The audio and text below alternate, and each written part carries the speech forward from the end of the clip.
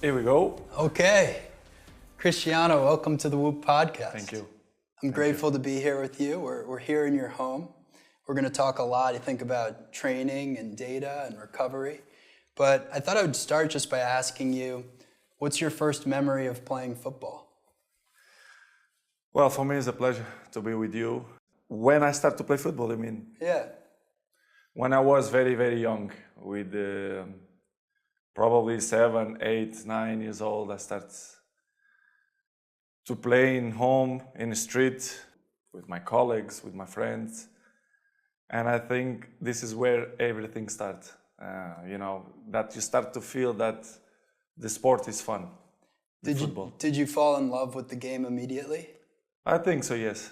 Yeah, I thought it was like the first love when I started to play in the street. It was fun, and I said, listen, I like this.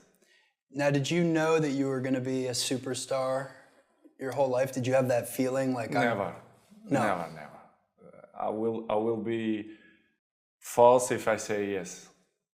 In the beginning, when you start, you always have that passion to enjoy yourself, to spend time with friends, and to have fun. But in the beginning, not even with 14, 15, 16 years old, I didn't feel that. Maybe after that, with 18, 19s, 20s, yes, I start to feel everything was different. And in that time period, did you find there were a few people that you gravitated to or who gave you that sort of motivation to say, okay, I can do this? In the beginning, probably was my father. My father in the beginning pushed me a lot, not a lot, a little bit, to follow my dream. In the beginning, with 7, 8 years, it was my father, because he saw that I had some talent, and he kept pushing me to play, not only in the street, but we had a local team in Madeira that they call Andorinha. I don't know how you say in English, Andorinha, não sei como é que se diz essa palavra. I don't know how you say, but now they're going to think it's a club, Sure. a Madeira club that everyone knows if they, Andorinha. I will tell you in English, is the name of the bird. Yeah. And I start, to be with teammates, and I start, the rule of football. I start that there. Now, we talked when we first met about this difference between making it because of talent and making it because of work ethic. And you said to me you felt like an enormous percentage of your success has come from work ethic, and that there's sort of an unfair perception maybe of you of just being hyper talented, and that's where all the success comes from. To be honest, I think both have to work in the same time, because talent without work is nothing, and work without talent is nothing too. So I think the both mix up. And of course I have two. I'm not will say that I have more one than the other one, because if you see my whole career for the last 20 years, my level was high, and this is, as you can know, it's really tough. Not only in a football, but in any area. If you are top for 20 years, is unbelievable. And I do that, and I continue to do that. For me, it's a big achievement, and my biggest motivation is to carry on, to still enjoy, to make people happy, to make my family happy. So for me, I have both talent and work ethic. Do you think you got a lot of that work ethic from your father? Him pushing you when you were younger? Maybe both, my mom too. Mom and dad, my brothers too. I think it's this childhood to make you feel what you are, or make you be what you are.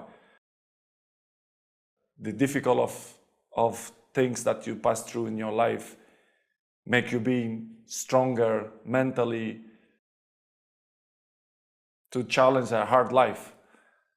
And of course, the environment too helps. I don't know if you know, but I moved with 11 years old from Madeira to Lisbon, which is it's hard, to be honest. It's probably was the most difficult part in terms of professional of my career. So it was hard to left my family in Madeira to follow my dream in Lisbon without your family, with 11 years old. I can see now my kid, Cristiano, my older son. I don't know if I will be capable to let him go to, I don't know, At this age. in this age, 2 years more. Yeah. Will be tough. What's the cost? What's the sacrifice of being this good for that long? You know, what do people not see that you're doing? Life is a box of surprises and it's hard, you know.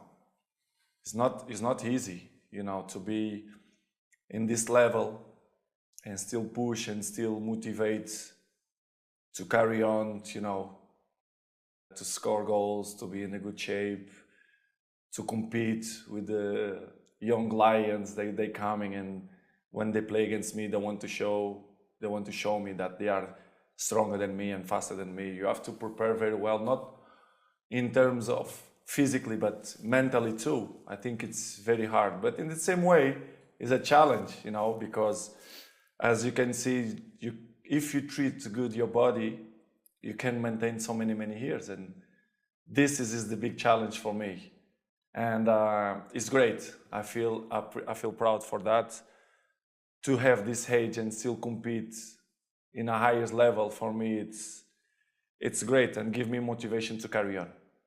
Well, a lot of your discipline comes through actually in your Whoop data, and we're going to talk a little bit about that. When did you first discover Whoop?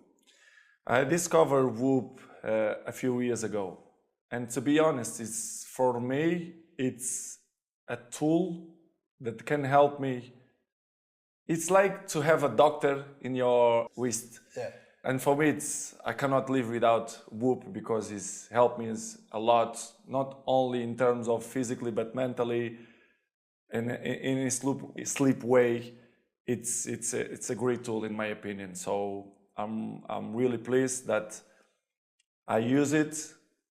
It's like in the beginning, I fall in love since I start to use it. So I feel good with that.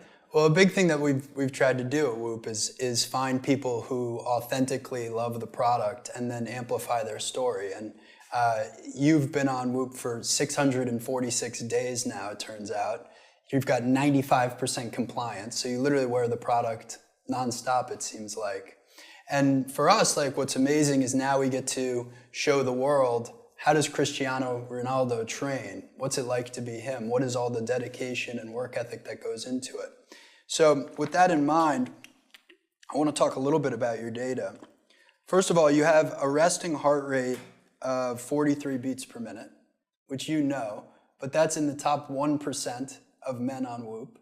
And even amongst professional athletes, it's in the top 3%. So that's, as you say, top. Top.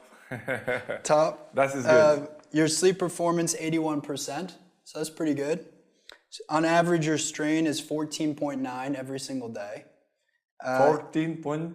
14.9 out of 21. So that's high.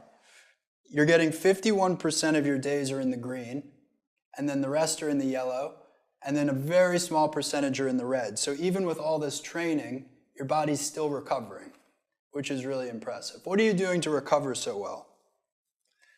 Well, I can be cookie and say, I give you the map. You are willing to do that? Yeah. It's the main point, because everyone wants to be Cristiano, but I give you the map.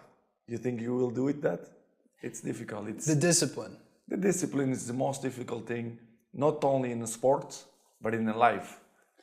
So the Whoop Journal, which for people listening to this, allows you to input all sorts of behaviors and activities and lifestyle decisions. You actually track 43 different things in the Whoop Journal. So let's see here. From a diet standpoint, you're tracking carbohydrates, turmeric, zinc, caffeine, vitamin B, vitamin C, Which of those components do you find helps you? I think it's all package. Helps you to maintain a good nutrition, in my opinion. It's all component, not only these components, but you have a few more that helps you to be good, in my opinion. So small details in the end of the day will make the big difference, in my opinion. So as you say, and I will keep repeat, the consistency is the most difficult thing. Just doing it every day. Yes, every day. Do you ever wake up and you say, I don't want to do it today? I fight against my mind. Yes, sometimes it's happened. We are all human beings. We are not happy every day. We are, not in a good mood every day. It's normal. It's part of us. What do you do to overcome that? I fight against that. It's the big challenge. It's when you're not willing to do something, but you have to do it. This is the main point. This is why I say our mind, it's a box of surprises, and you have to challenge yourself to be consistent. I repeat, sometimes it's hard. It's what many people say, you like to go to the gym every day. Of course, no. It's not true. Nobody likes to go to the gym every day. But you have to do it. Probably yes, because your mental strength is coming from that moments, that in a hard moments, you should do it. So, and I do it because after that, maybe in the beginning you feel hard to start, but after when you finish the gym or cold plunge or even the training, you will feel better. I think it's the